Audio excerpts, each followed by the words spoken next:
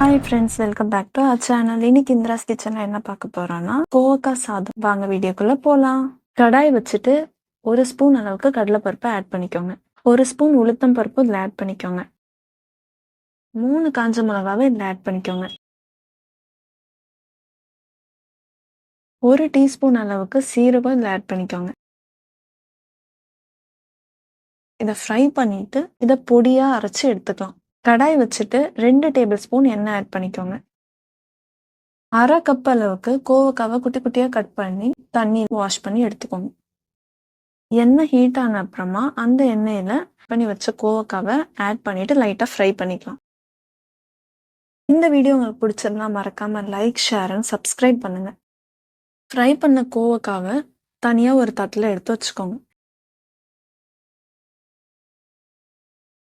அதே எண்ணெயில் 1 டீஸ்பூன் அளவுக்கு கடுகு ஆட் பண்ணிக்கோங்க. 1 ஸ்பூன் அளவுக்கு சீரகம் ஆட் பண்ணிக்கோங்க.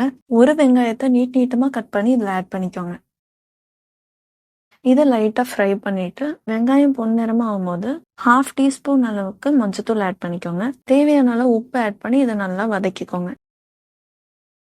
இப்போ நம்ம ஃப்ரை பண்ணி வச்ச கோவக்காவை இதில் ஆட் பண்ணிக்கலாம். இதெல்லாம் கலந்து நல்லா மிக்ஸ் பண்ண அப்புறமா நம்ம ஒரு பொடி ரெடி பண்ணி வச்சிடணும். அந்த பொடியை இதில் ஆட் பண்ணிக்கலாம்.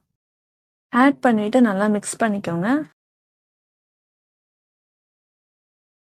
குக் பண்ண ரைஸை 1 கப் அளவுக்கு நாங்கள் இதில் ஆட் பண்ணி மிக்ஸ் பண்ண போகிறோம்.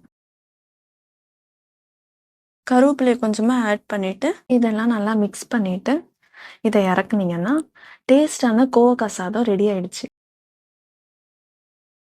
நீங்களும் ட்ரை பண்ணி பாருங்கள். நெக்ஸ்ட் வீடியோவில் பார்க்கலாம்.